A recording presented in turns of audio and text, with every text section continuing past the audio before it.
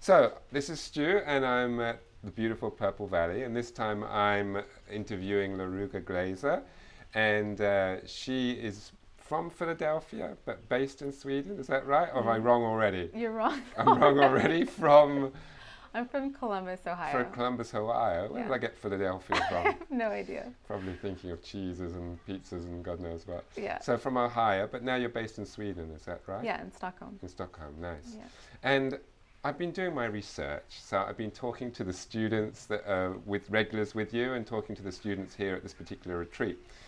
And what I'm hearing all the time is, you're so inspirational, your adjustments are fantastic, you're strong but still feminine, and everything is like super positive. And I must admit from my own experience as well, just some of the best adjustments I've received, you know, in the time I've been practicing. The right strength for me, because obviously it's different for everybody, needs different things, so right for me, but also very secure. There was one in particular, Paschasana adjustment, and it was like rock solid, and but also really nice, the right strength for me in the adjustment. And that takes some doing, because bodies like mine, you can't see under my nice shirt that I'm wearing today, but bodies like mine are quite hard and quite resistant to adjust sometimes. And what I wanted to ask you first of all is, what goes through your mind when you're adjusting, and how do you approach it, and how do you protect your own body when you're actually adjusting people that are much bigger than yourself? Because you're quite petite, so there's going to be a lot of bodies that are bigger than you. Yeah, so, you know, for me it kind of starts with observing a student. Yeah. And giving them some space and seeing how they move. And then from that study of the student coming in, and when I offer adjustment, usually I want to start from them feeling grounded. Yeah.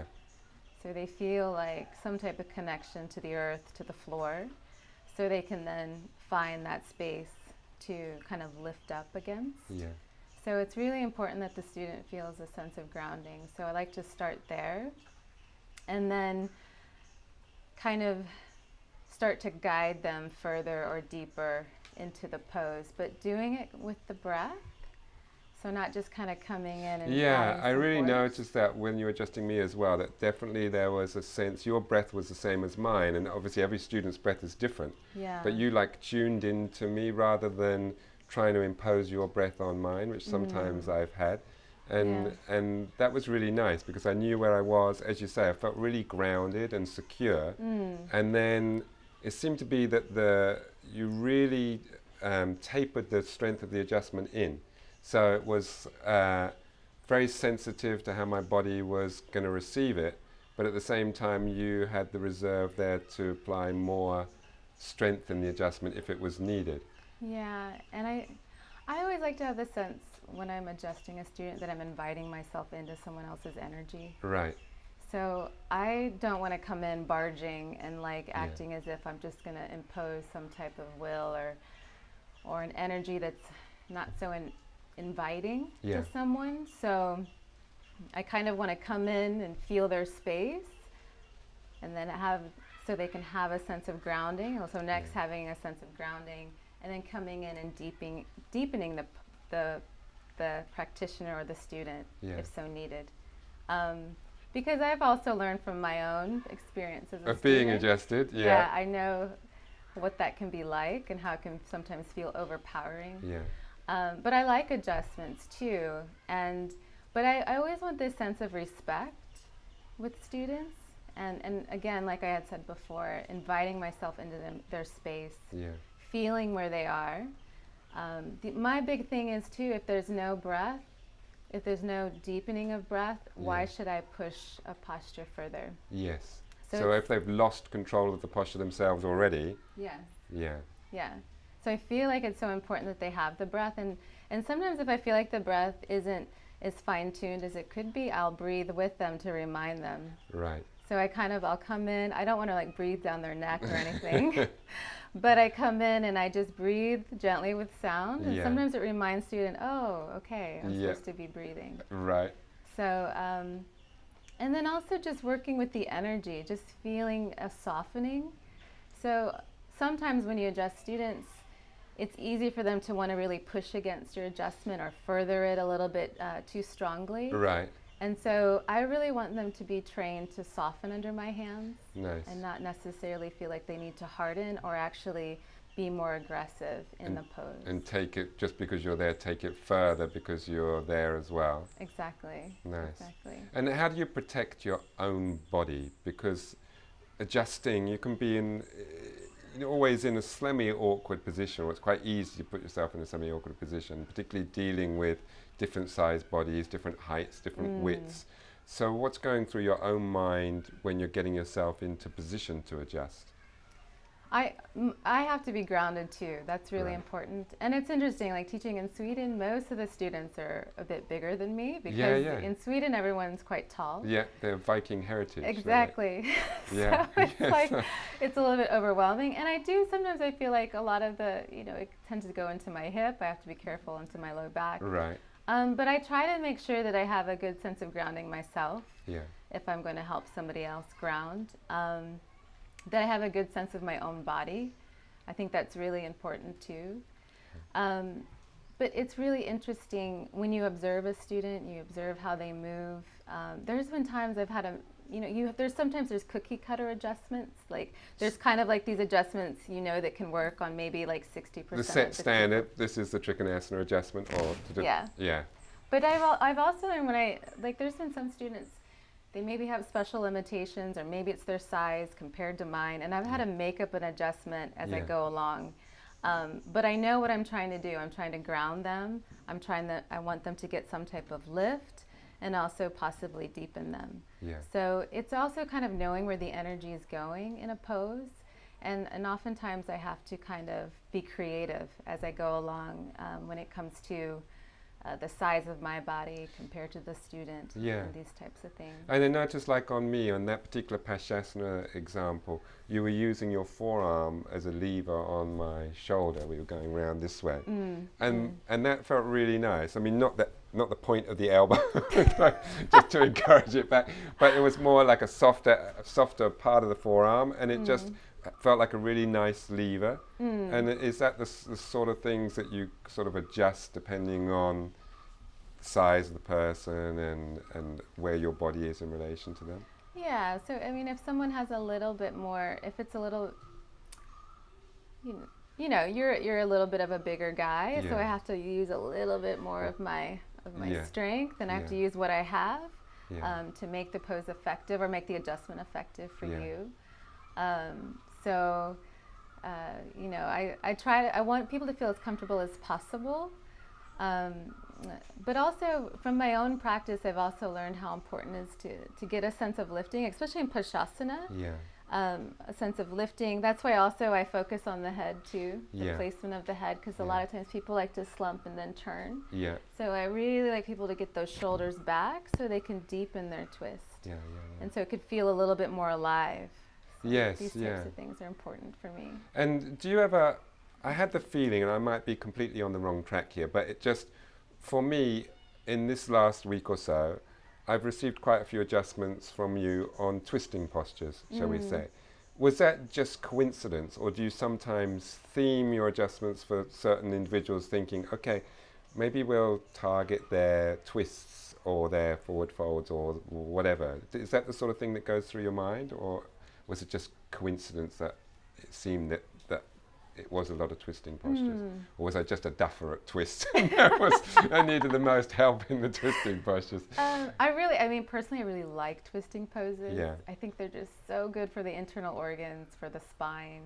So personally, I love a good twist. But also, I think it's a little bit a coincidence. Sometimes, for whatever reason, it seems to flow that way on a certain day. And I think that's also comes into play with observing, feeling the energy, just feeling what's good for that day. Or for some reason, it tends to be a pattern, which when you look back on, it's always a little bit interesting. So not necessarily a conscious decision, but maybe subconsciously things and energy influence you along that way. And there's many times when I teach, I might have a conscious decision that I want to do such and such. Right. But then the energy takes me someplace else. I don't like, so I try to be open to that. Yeah.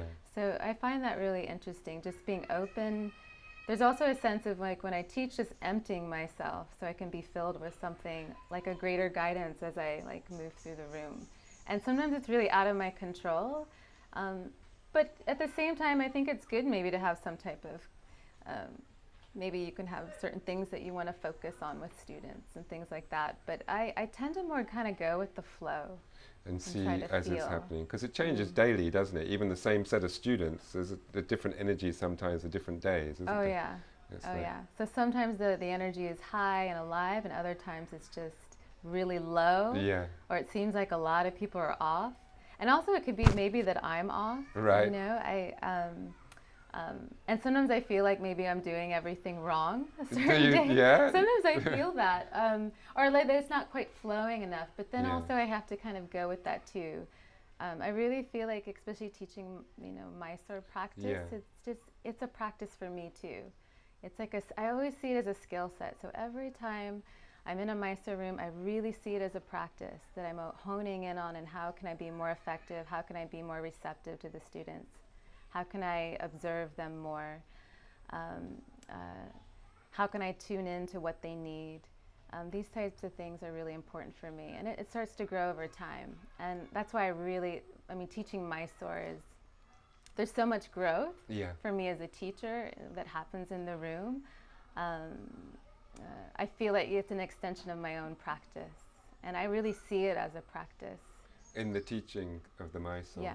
Yeah, most definitely. Nice.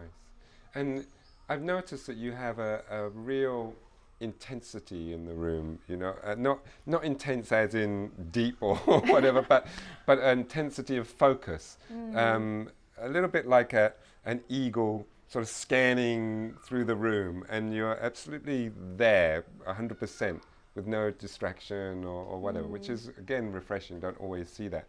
And are you taking in, how much of the room are you, I know, not necessarily while you're doing an adjustment, it seems to be that you actually really are with that person while you're doing the adjustment, but then once you've left them, you can see that my drishti wanders sometimes. It's purely for the research, you understand. That then when you've left that person, it's almost like you're scanning, like an eagle would scan for a mouse or whatever, the room, and taking it all in. And what are the sort of, because there must be many draws towards you that when you see something and you're used to it, potential areas for improvement must like pop up like flowers everywhere.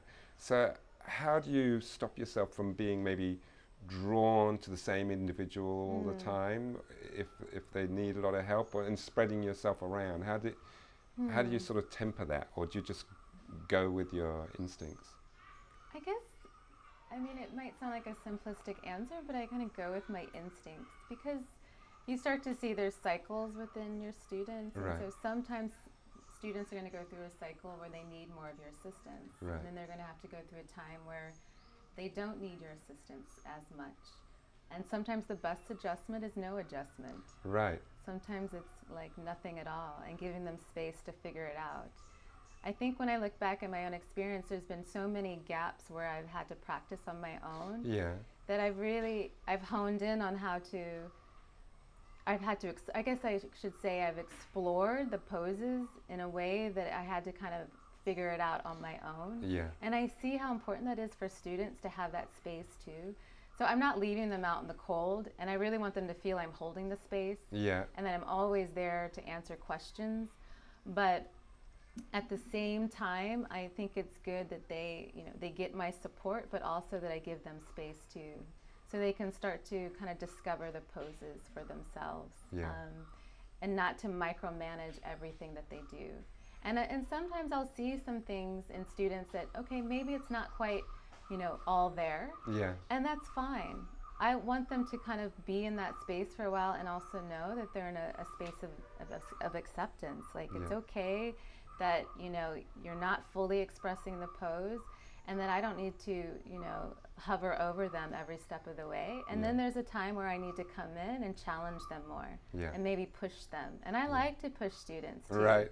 You know, but also I like to make them work. And Yeah. sometimes making them work means that they're not going to get that heavy adjustment all the time, because Yeah. sometimes they get a little bit spoiled. You can get really So- dependent on it, can't Yeah, you? Almost yeah. like, I know I'm very hungry for adjustments. I love being adjusted.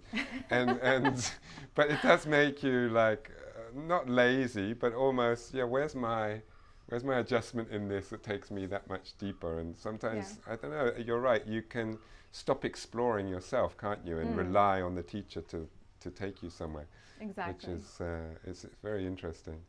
And a lot of picking up on what you said just now, a lot of the people, your regulars that I've been talking to, were saying that you seem to know what they need at particular times. And I suppose this is coming back to what you said just now about not always adjusting. But does that broaden itself as well? Can you pick up on maybe what's going on outside that they're then bringing into the mat? And would that influence how you deal with them in the class? Or Do you mean what's going on in their lives? well, what they're Or- bringing into the shala with them, maybe, because it seems to be that they're saying that you get a really good feel for whether they need to be, you know, challenged, as you say, Right. or just get it right at that particular time. So you're I picking mean- up on something. Yeah, and I don't really know. It's like I think it goes back to there's no real formula for it. It just goes back to observing, Yeah, feeling receptive to their energy, being tuning into their energy. And I'm super sensitive, and so you know, there's been times when I could just I've been observing a student. I can tell Yeah. that there was something a little bit off. right. And even in Sweden, it's so interesting because in Sweden, people tend to be very like more inward. Okay, so But they I can don't even- show it so much, no? No, but I've started to pick up on nuance. And then when they talk to me personally, or if I just kind of say, hey, how have you been? And then it all starts to come out and I'm like, you know, it's so interesting Yeah, how it can be expressed on the mat. And, you know, it's just, Mysore's just so fascinating. When you see people daily, it's just like you just start to feel their energy and just going with that gut instinct of knowing when to push and knowing when to kind of like give some space and let go. And the beautiful thing that I've observed in teaching my regular students is just that life is always changing. Yeah. There's just always this flow of life, and you know, there's birth, there's death, there's divorce, there's marriage, there's ups, there's downs, and I see it through my own students. yeah, And I just feel really blessed to just facilitate a space for people to come where they feel like they can just do this practice to heal themselves or to grow. And so it is my greatest wish to like give people what they need when they need it. And I don't think I always get it right, but I try. You know, it's like that's the main thing. Yeah. I try, and I'm so inspired by the practice, like what it's given to my own life. So I really believe, you know, that it can give to so much others. So whatever I can do to keep people in that space to explore this practice, with which ultimately they explore within themselves. Yeah. You know, I'll give anything for that. You know, and it's just been really rewarding. And with the challenges in your own life, if you've hit lows or whatever, how has the practice helped you in those situations? And have you channeled it in certain ways in order to facilitate a help on the outside of your life? Yeah, I mean, the practice has given me so much stability when my life has felt like, you know, topsy-turvy or upside down. But there's definitely been times when it's been hard to practice, you know. Hard to even go on the mat? Yes, Yeah. most definitely. And I even had a period a few years ago where I was feeling like a lot of fatigue. So I would even come to my mat and it was even a struggle to like get through the sun salutations. Wow. And sometimes I would have to stop because it felt like I just had nothing like left to give to the practice. And it was a little bit, not just a little bit, it was frustrating. Yeah. Because you kind of feel like you want to go through. Yeah. You want to go through your practice. You want to do your practice, and so I had to also grapple with this whole thing of like feeling so self-identified with being able to do what I could do. Yes, a certain part in the practice, yeah. And I think too, going through that process was very softening for me to kind of like to feel that there wasn't really a reserve of energy and to just kind of go with that and not to push so much against it. But then to at least make the effort to just come to my mat and just see what was available. And it kind of took a while for me to climb back up. And even now, it's been interesting, like where before this happened, I always felt like it was just steady march. Like I always had it. Yeah. But now I feel that I'm climbing, but then sometimes there can be like a low dip for a few days, and then it's a climb, and then a low dip. So this has been really interesting. And this has been going on for what, a few years? Yeah. So quite a challenge. Yeah, and it's been, I'm climbing now, but then now I feel like sometimes it's good. There's a variance in that climb. Yeah. But now when I've been reflecting on it, I just see that it's really just softened me further. And I can kind of just let go to just also just self-identifying what I did before and how I was always kind of able to I don't know, even practice at a certain level all the time. And maybe it has to do with aging, or I don't know. I think too, I wasn't maybe taking care of myself as well as I could as far as like eating properly and all these things. So some things happened within our bodies that it's talking to us, telling us to slow down or to sleep more or whatnot. But this softening thing is really interesting. And because, I mean, you're very strong, physically strong. We can see that in your body.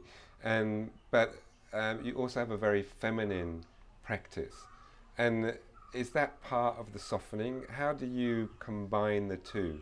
And there's so many students that I talked to that said, you're so inspiring because you make some of those postures that are typically maybe thought of as very male or easier for male practitioners, maybe pincha or mayurasana or nakrasana, some of those postures.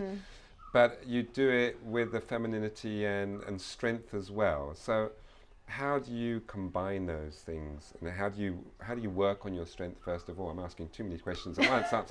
Maybe just pick one of those and answer your question. Well, I mean, to me, I feel like as a woman, honoring my femininity is a strength. Yeah. So why should I try to act like, be more male or act like, or have, try to like fill that with more like male energy? Yeah. I mean, we obviously, as men and women, we have both energies within us, but I feel like this sense of my own femininity within the practice is actually a strength. Yeah. And so there has to be, especially like, I guess, more stronger type or strength-based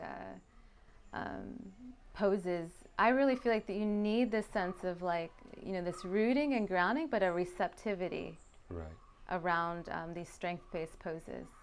And it doesn't have to be so like brute, so type hard of like, and brute force. And I feel like that's actually not as strong. I feel like that it blocks the energy a bit. So a bit like a tree, I suppose. If it's rigid, then it gets easily blown over in a hurricane. If it gives, then it withstands it, doesn't it? Maybe that same sort of elastic energy. I definitely agree with that. And so, I like, and also just like within one breath, I mean, there is that inhale, that male energy, and within the exhale, there's a softening. So I like playing with both of that. It's like, and also like feeling the energy, like, so riding the energy that wants to go upward, but then at the same time softening when you feel it and just going with it instead of going against it. And I really feel like in the practice, it's like you have to feel the energy and open up to it, and it carries you. I don't know how to explain it. It's just, and it takes a bit of softening to do that. It can't be just like, like robotic or too military type of style. I mean, I don't know where I'm coming up with that, but it can't be too. You see that sometimes with Ashtangas where it can be like a little bit too hard or too rigid, and so I think it's so important that you have to open up to it. And do you work on, so it's good to have those tools in the box, isn't it? I mean, we know that you have that strength, and then once you've got that strength, you can soften it. If you haven't got it, it's difficult to do these postures. Exactly. So how do you work on the strength yourself? Do you do it in the practice, or do you do certain things that help enhance certain postures? How do you work on building your own? That's a good question. My big thing, especially when I first started, like in the practice, because there were many things that I couldn't do, Right. but I really leaned into my weaknesses. Like, and I say this to students: lean into your areas of weakness. Don't try to get out of it. Don't try to bypass it. Right. You've got to go straight through. Yeah. And I remember the first time I started practicing Ashtanga, and then it was like, upluti at the end, and I kind of saw the teacher do it, and I was like, oh, that's so easy. And then I'm thinking, and then I start to like press myself up, and nothing was happening. You didn't leave the ground? No, not quite. It wasn't like, and I was thinking, oh my God, this is shocking. Yeah. Like, it looks easy, but for me, it was like, oh, I want to lean into that. I want to lean into that there's nothing happening. Let's see if something can happen. Yeah. And so, for me, I never entertained the possibility of just bypassing that. Right. I wanted to go straight through and just see what happened. And how do you meet those challenges? So you're going straight at it, but do you repeat things? Do you work at them outside and then put it all together, or work on parts of it and then combine it? Or do you just not avoid it? How do you work on those obstacles that you meet? To be honest, I don't do too much on the outside of the practice, but usually I'll repeat. So Okay. I'll repeat something, Yeah. but I make sure, and this is something that I learned, is I make sure I don't get too obsessive. Okay. So if I'm starting to want to do more than 3 times, 4 times, 5 times, then I'm just like, no, like I'll just stop Right. and then move on. But I also feel like with strength, it's so much about focus, and then like feeling a sense of, because there's many times when I've tried certain strength-based poses, you're doing it and nothing's happening at all. Especially like something like Ekapada Bakasana. Yeah. When I first tried that, it was like I was an elephant. Like nothing was like, No no lift off, nothing happening. But I would just kind of hold where I could and just feel, okay, where does the energy need to go? And then just backing off and then moving on. But just having a real sense of focus, leaning into that area of weakness where it felt like nothing was happening. I wish I had something more concrete, than that. Yeah. But I really feel like it's this focus, the sense of focus, when you're attempting these poses. Yeah. Because sometimes I see in students, they try, even if something like uplutihi, they're lifting up, and they're just like, You give up too quick. just give up too quick. Oh, this isn't for me, or like, oh, I'm not strong. Yeah. And for me, but I just would just stay in it as best I could. Just stay in it, and that's how you liberate the energy. That's how it starts to awaken. Because, like you said, some people as well, it's difficult to know where you have to direct that energy, isn't it? So sometimes you're in and you're trying to lift, but you're trying to think, what is it that's got to move in order to get me up or get this bit up? And is that just being more sensitive to what's going on in the body? Yeah, and I think one important thing is this grounding. I keep going back to. Yeah. So with strength-based poses, I always start from grounding. Okay. So where I can connect down into the earth or into my mat, into the floor, starting from there and having a real strong connection with the ground.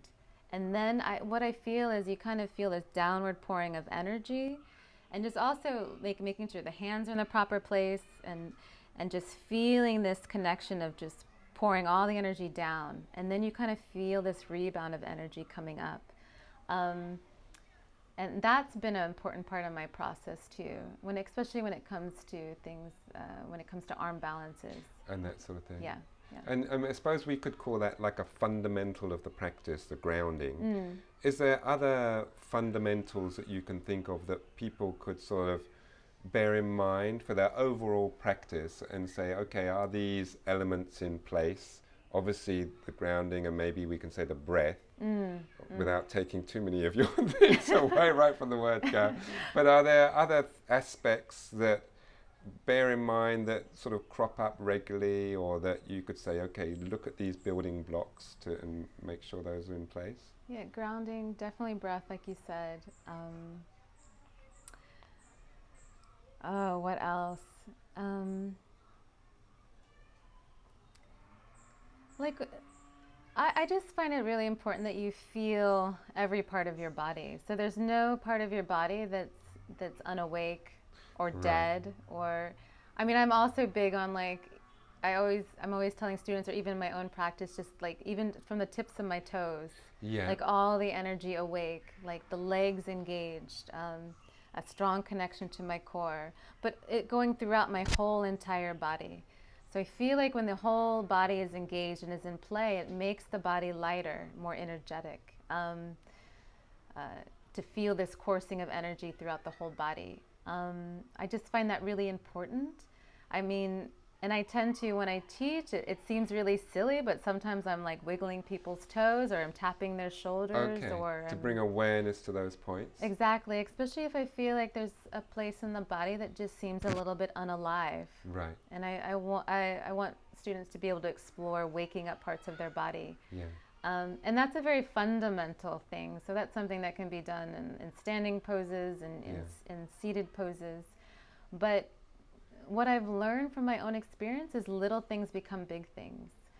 So these little things, when we waken up the body, when we ground, when we lift, when we pull the shoulders down, just having good posture in our postures. Right. So why should the shoulders be creeping up? Yeah. You know, and we don't want to sit like this in day-to-day life, so the shoulders should be down. I feel like all that stuff carries through in more complicated or more challenging poses. So get the basics, get the basic postures as clean as you can, and then that whole... Yeah, exactly, or energetically clean. Yeah. You know, it's not necessarily that it has to look pretty. No. But I feel like energetically, there should be a sense of aliveness in the body, obviously with the breathing. Yeah. A sense of like, you know, just this unity, this, I don't know even how to explain it, but just this sense of energy coursing through the body. So there's not a lot of like dead areas. Okay. And it's... Sometimes you've used the word integrated. Is exactly. that same sort of thing, that same concept that you're talking about now? Yeah, or you can even say like fully embodied. Yeah. Like fully embodying the pose. Yes. It's kind of a hard thing to talk about, I guess, because it doesn't seem so concrete.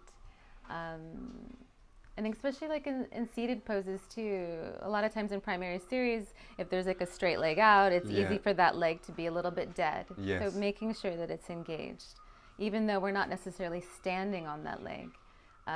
It's just important that everything in the body is in play, even though it might not be the main focus of the pose.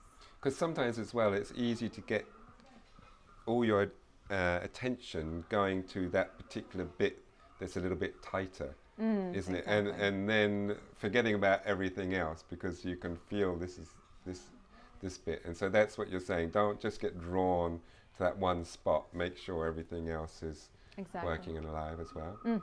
That's nice. Exactly, yeah. And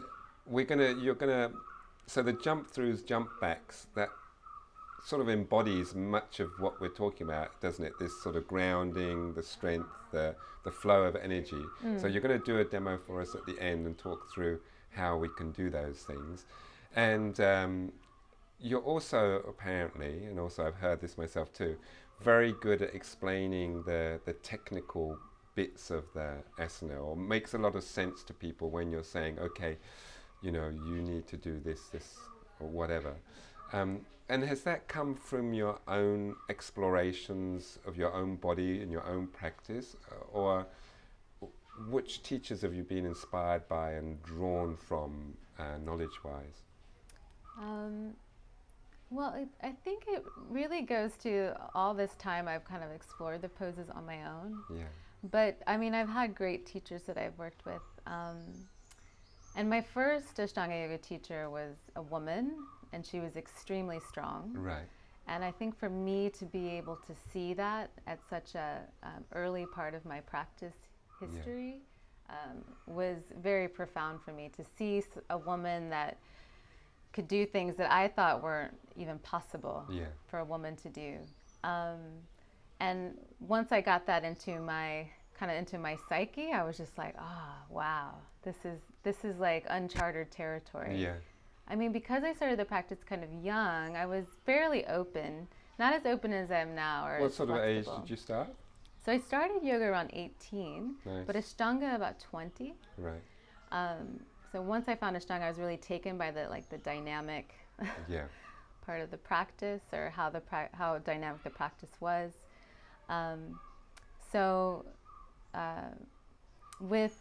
With this. I've been working with teachers, but there was many times that I was working on my own, and I always like to just kind of pick apart the poses, but not in like an obsessive way, but just really feeling where I could just be more connected inside the pose.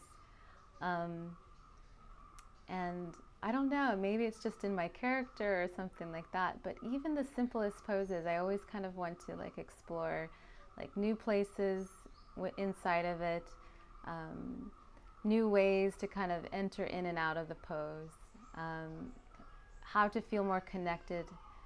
And it's not always about being deeper, you know, or things like that, or maybe being deeper, but not necessarily like, you know, trying to be super flat or super flexible in the pose in itself. So just studying the poses is something that that I've just kind of, that has been something a part of me. I don't, you know. Are you a detailed person in outside life? Do you like a lot of detail in things that you look at, or? I'm quite detailed in some things and not in others. Yeah. So I'm a Virgo, so yeah, that's quite. But yeah, I'm quite detailed when of things of interest. But it's all or nothing with me. So either I'm all in, or I'm just like, I'm not interested. Not interested at all. Yeah. And so when you say that you play with a posture, that you might have it to a certain level, and then you start exploring it. Do you break it down and say, well, I wonder if I could get more rotation here or there, or more flexion there, whatever, that would actually make the posture more accessible, or a deeper level accessible? Or do you do it in such a way of just feeling how the body goes, and not so analytical as far as movements of these joints and that joints? I'm definitely not analytical when it comes to like, oh, is it this joint or this muscle? I think part of the vinyasas in the practice, I also study how to like get into a pose more efficiently with the breath. So that's kind of part of it. So how can I enter into the pose with as much ease, with as much awareness as possible, and smoothly too. I like to play around with that as well. So as I enter into it, as I go into it, and also how to find more space and expansion in the body, and then also how I exit out of the pose. It's really important for me to have that all connected and integrated and flowing from one to the other. Yeah. Because sometimes it's a little bit, oh, thank God that posture's over. Yeah. And if you rest, and then, okay, we better get on with the rest of it. So trying to make it flow like a continual, seamless sort of flow in and out, and yeah. But that sort of, in a way, is the more adept you are at the postures, the sort of, it seems like the easier it is to do that sort of thing. But is there a way that we can do that for those that are more challenged with getting into some of these intricate postures? I'm thinking of myself now, Mary Chasna D. It's like, I can't ever imagine myself just flowing seamlessly into it. I could flow springingly out of it as everything just goes ping, and I come out. But so how can we embody those same feelings, even though the posture might be like really a little bit awkward or a little bit challenging for us to get into? Yeah, I mean, I understand it's not so easy for everyone, and we're always going through a process. Yeah. I usually give students like things to work on and to break down the poses. So for something like Marchasana D, just getting them into the half lotus position, getting their knee up. But oftentimes, I really want students to kind of come in just to be here, and just to get some lift. Yeah. So oftentimes what happens is students just want to jam themselves in, and they don't even think about getting a lift or a deepening in the hip joint. So I'll just tell them, just breathe here for 3 to 5 breaths. Yeah. And then hug your knee in, and then just twist. And breathe here. And breathe there for like 3 to 5 breaths. And then from there, maybe I'll assist them into it. But I try to give them a little bit of a roadmap to go into it with more awareness. Yeah. Instead of right away just kind of slamming their arm this way and being like, okay, well, yank me into it. Yeah. And that's where it's important that students work. I want them to find that for themselves, and but even though I'm guiding them, but not get so adjustment heavy where they're just kind of like trying to like curl themselves and get into it any way any possible. Cost. Right. Yeah. So just taking their time, I think it's important as long as they're leading with their breath. Yeah. And obviously there is like there's a vinyasa count, there's this type of method happening, but it's better to go in with quality, I think, than fast and furious. Yeah. So take a few extra breaths if you need it. Don't worry about that, but make it clean and. Yes. Yeah. I think that's very important. And I think if you slow down, then you'll be able to speed up. Right. So get the technique. Yes. And then you can apply a little bit of pace to it. Mm-hmm. And do you think there's an optimum breath? I mean, I know we're all so different, but do you think the breath can be too long, or can be sometimes it's like super short? Is there a sort of an optimum range, accounting for the individuality of some sort of range or scale? Do you mean like entering into the pose? Just the breath itself as you're flowing through the practice. Do you think that you lose some? I know I've been told, I have I think quite a super long breath, and I've been told before that you can become a little bit too grounded or heavy, where it brings a little bit more lightness if it's a little bit quicker. But then sometimes it seems to me it can go the other way, and it all becomes a little bit of a race. Right. I think that's very individual, though, because I've had some students that are quite they're lumbering along. Right. And so I might give them things to pep them up a bit. Yeah, pick it up. Yeah. Go, you need to start moving a little bit more sometimes. Right. And then there's those students that are really, they're breathing super fast. Yeah. And then just giving them cues to, slow it down. Right. But I think it's quite individual in how you give that instruction. I don't know if it can just only be one way. No. But going to the opposite. So if someone tends to be a little bit more lazy, I like to work with that opposing energy with students. I think it's good for them to work with the contrast. Yeah. And that's how things transform. So if you always go to the edge, to the part that which is most comfy. Right. Yeah. Right. And if you like to lumber along and just kind of mosey along through the practice, there might not be that much movement or much change. Yeah. And the same thing with those that go a little bit too fast. They're kind of bypassing something. Yeah. They're not wanting to fully sit in with themselves. And so there's usually something that we're trying to get out of, I think.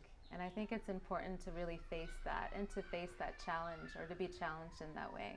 Yeah. So sometimes sitting in a pose a little bit longer is very challenging for some people.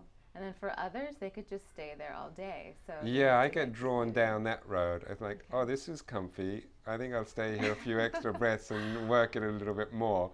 Right. And maybe the lumbering elephant needs a cattle prod to get me going. So I say in my practice I would have that tendency to hang around in something, because either I want to feel a little bit more opening, or that it's feels nice and I'm just waiting to see if anything else happens. And so that can be also be a sort of a, not a negative tendency, but to be aware of those sorts of elements in your practice is what you're saying, rather than just go with your own personal flow as such. Yeah, I think if you explore this, like picking it up a little bit, I think there's something new that could arise out of that. This when you kind of go with the vinyasas and you maybe just stay with the 5 breath count, you start to be carried by this energy, and there's something very transformative about that.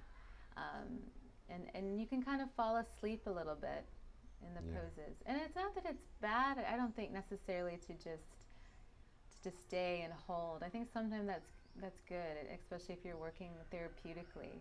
But there is really something about this staying like with the vinyasas and just to have this continual movement happening. I really feel it like when I do like a traditional counted lead class.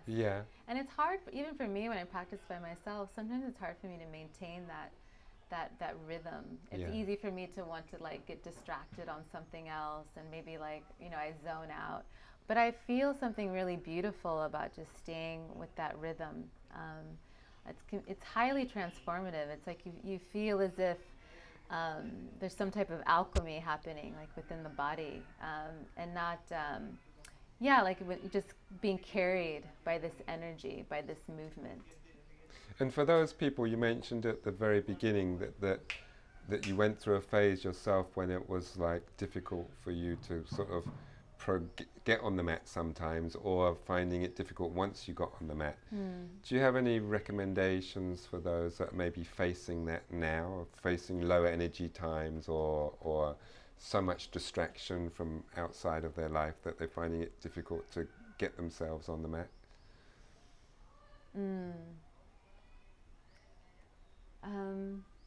Well, it can be hard to give someone that type of advice, not really knowing like what the situations what are. the situation is. I can only kind of speak for myself. It's again just exploring what this yoga is. I mean, I before even teaching, I just feel like I'm still a student of this practice. I'm still learning so much, and I also know that it's just not always going to be easy. And but I've also committed myself to understanding what this is and to continue on with it. It's very important for me. But these low points can be really beautiful because I think it opened me up to something else, to something more. And some things just are not in your control. And I really felt like the way that this it kind of came on all of a sudden, the way that it happened, it was just like, whoa. And even though I was like, I was trying to change this with my diet or this, but it was almost like I needed to go through this course of events for whatever reason.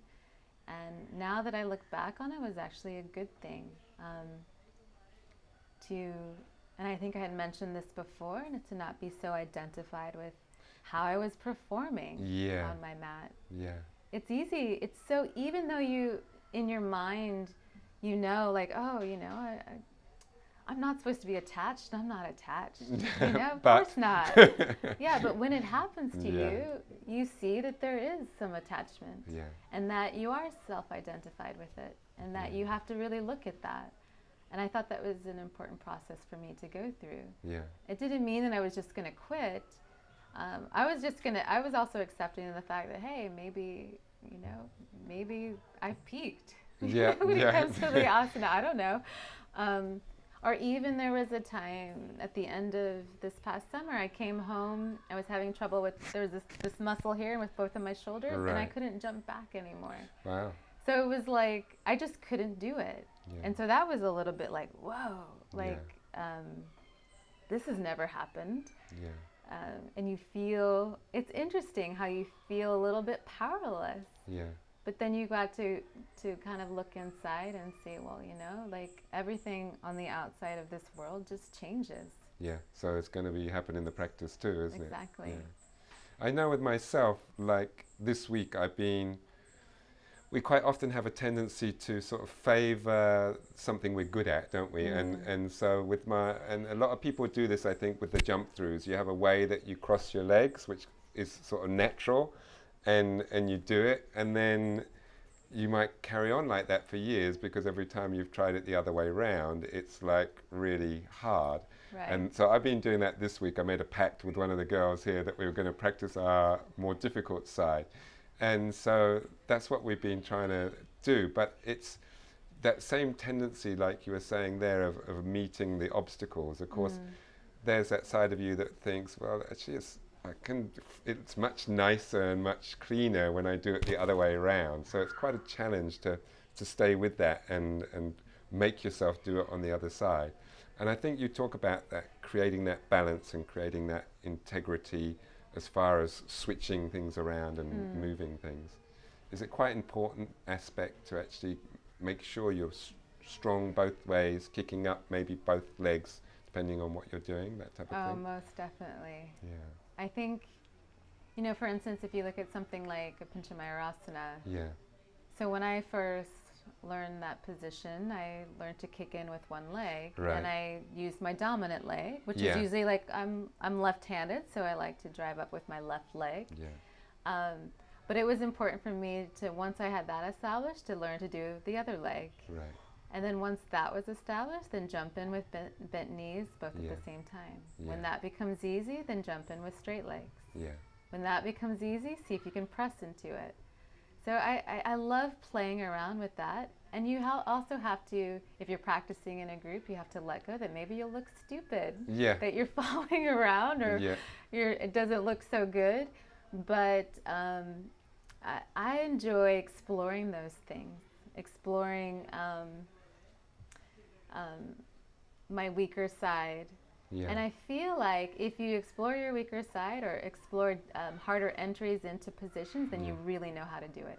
And it somehow then makes I know that somehow a few of the more natural sides snuck in there when I was doing this, and they actually felt easier because you'd been working then with the harder side. So it sort of has a payoff on both ways, doesn't it? And creates a little bit, obviously, more balance to the body. Exactly. You're always like crossing the same way or whatever.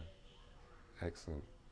And so I think what we're going to get you to do now, Laruga, is you're going to get you to demo the jump through, jump back, if that's okay. That's fantastic. Yep. Thanks so much for talking to us. You're welcome. And it's just brilliant. And I thoroughly enjoyed the last 2 weeks, just to say that as well. Thank you. Thanks Thank so much, you so Laruga. much. Thank you. Thanks. Cool.